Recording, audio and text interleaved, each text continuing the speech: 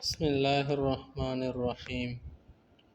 الفصل السابع آداب الإخوة في الله والحب والبغض فيه سبحانه وتعالى. یا 29 نمبر میں ہمیں بتائیں گے کہ اللہ کے لیے محبت کرنا، اللہ کے لیے بغض کرنا، بھائیوں کے ساتھ، مسلمان بھائیوں کے ساتھ کیا آداب ہے، کیا حقوق ہے، کیا اطوار ہے، کیا طور طریقے ہیں، اس کو یہاں سے بیان کرتے ہیں۔ المسلم بحکم ایمانہ باللہ تعالی لا يحب اذا احب الا فی اللہ۔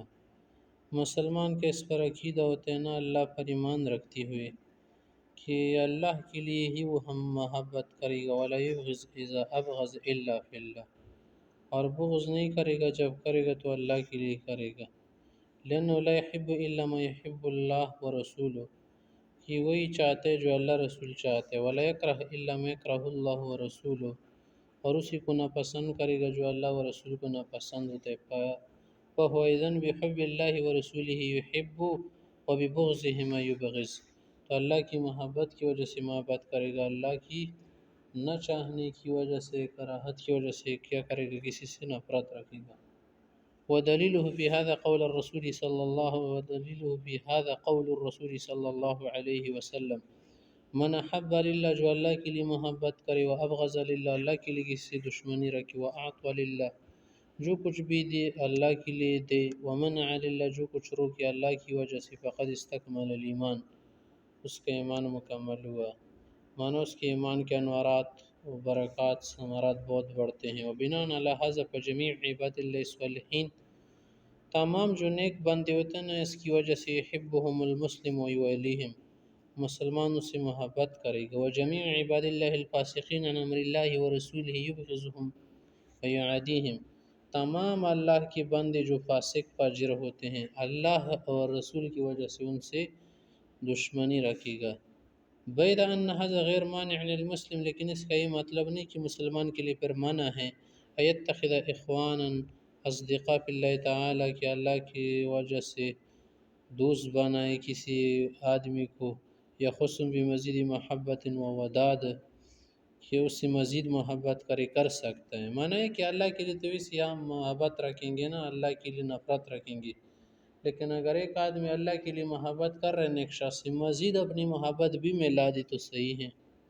اذ رغب الرسول صلی اللہ علیہ وسلم فی اتخاذ مثل هؤلاء الاخوان والاصدقاء، اس سے تو پیغمبر صلی اللہ علیہ وسلم نے خود رغبت دی ہے کہ اسے دوست بنا سکتے۔ المؤمن الف مالوف، مسلمان خود محبت والا ہوتے، ولا خیر فی من لا یالف ولا یولف، جو محبت الفت نہیں کرتا اس میں خیر نہیں ہوتی۔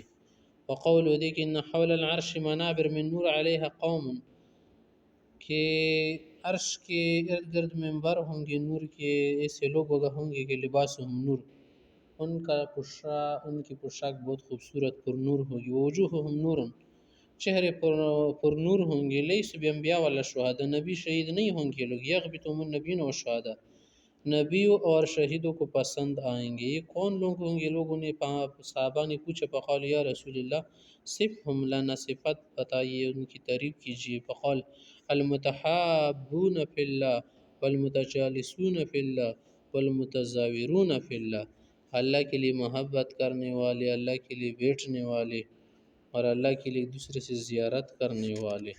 وقوله صلی اللہ علیہ وسلم ان اللہ تعالی یقول، حدیث قدسی ہے کہ حقت محبتی للذین یتزاورون من اجلی، حقت محبتی، میری محبت واجب ہے ان لوگوں کے لیے جو میری وجہ سے ایک دوسرے سے ملتے ہیں، وحقت محبتی للذین یتناصرون من اجلی، جو میرے لیے الفت و نصرت و مدد کرتے ہیں ان کے لیے میری محبت لازم ہے۔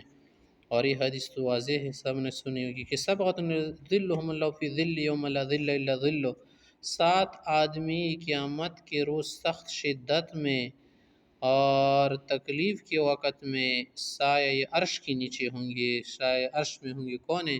امام عادل، وہ بادشاہ سلطان جو اسلامی حکومت والا ہو اور عدل کا نظام چلا رہو، شریعت کے احکام نافذ کر رہو۔ وشاب نشأ فی عبادت اللہ، جوان جو جوانی میں جوانی کو قربان کرے اللہ کے لیے۔ ورجل قلبه معلق بالمسجد اذا خرج منه حتى يعود الیہ، وہ شخص جس کا مسجد سے لگاؤ ہو، لگاؤ محبت ہو مسجد سے اس کو. ورجلان تحابا فی اللہ فاجتمعا علی ذلک وتفرقا علیہ، وہ دو شخص مسلمان جو اللہ کے لیے محبت کی وجہ سے ملتے ہو، اگر دور رہنا پڑے تو وہ بھی اللہ کی وجہ سے. ورجل ذکر اللہ خالیا ففاضت عینات، ایک اور شخص جو اللہ کو اکیلے میں یاد یاد کر کے رو رو کی زندگی گزارے. ورجل، وہ شخص دعت امرات ذات حسب و جمال، کہ خوبصورت خوبصورت لڑکیاں اور پرائی اجنبی خواتین اس کو ملے بدکاری کے لیے، اور اچھی طرح سے فرصت ہو، سب کچھ ٹھیک ٹھاک ہو، اس کے لیے کوئی خطرہ اندیشہ مانے رکاوٹ نہ ہو، پھر بھی ان ساری چیزوں کے باوجود فقال انی اخاف اللہ تعالی، اللہ کی وجہ سے بس اسے برے کام کو چھوڑے. اور وہ شخص ورجل تصدق بصدقۃ فاخفاها حتى لا تعلم شمال ما تنفق يمينه، کہ صدقے کرنے والا ایسا صدقہ کرے کہ کسی کو بیان نہ کرے، آئندہ منع یہ ہے اس کا کسی کو نہ بتائے. وقول صلی اللہ علیہ وسلم ان رجل زار اخا له في الله فرصد له الله ملكا، ایک شخص ایک دور میں جا رہا تھا ایک دوست کے پاس، اللہ نے اس کے لیے راستے میں فرشتہ انسانی شکل میں بھیجا. اس فرشتے نے پوچھا بقال اینا ترید، کہاں جانے کا ارادہ ہے حضرت؟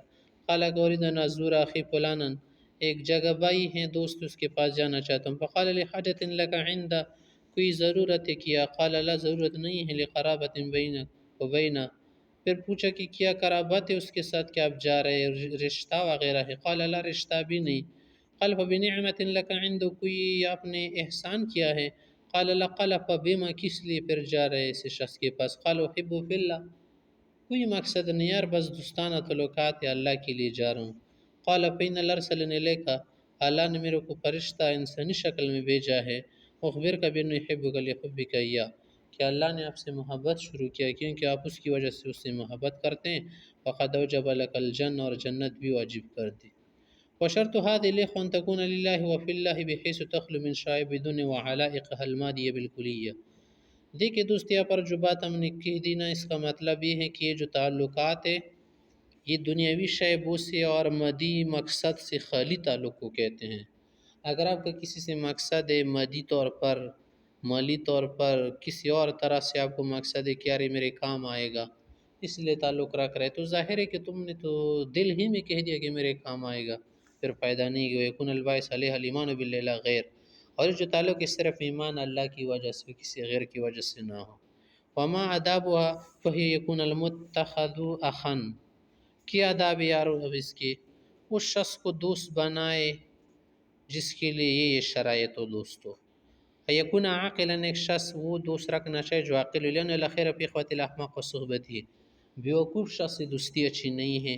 اس قد یضر الاحمق الجاہل من حیث یرید ینفع، کہ جاہل آدمی فائدہ پہنچاتی ہوئی بھی نقصان پہنچاتا ہے. نمبر 2، حسن الخلق، حسن الخلق، اذ سیء الخلق وان کان عاقلا فقد تغلبه الشهوة وتحکم فی غضب فیسیء الی صاحبی. اچھے اخلاق والے کے ساتھ دوستی رکھو، کیونکہ برے اخلاق والا اگرچہ عقل مند ہوتے لیکن شہوات دنیاوی چیز اس پر غالب آ جاتی ہے، نقصان دے گا وہ. نمبر 3، تقیاً، اچھا آدمی متقی، اللہ سے ڈرنے والا. لین الفاسق الخارج عن طاعت رب العالمین من جانب، اس قدر تک کہ وہ ضد صاحب جریمہ. متقی سے دوستی اس لیے کرے کہ فاسق آدمی اللہ کا خیال نہیں رکھتا، تمہارا کیا رکھے گا. لا یبالی ما بی اخواتنا وغیرہ، وہ دوست کا کیا خیال رکھے گا یار. لأنه من لا يخاف اللہ تعالی لا يخاف غیر بحال من الاحوال، جو اللہ سے نہیں ڈرتا کیا ڈرے گا وہ تمہارے ظلم پر، تمہاری مظلومیت پر اسے کیا ترس آئے گا.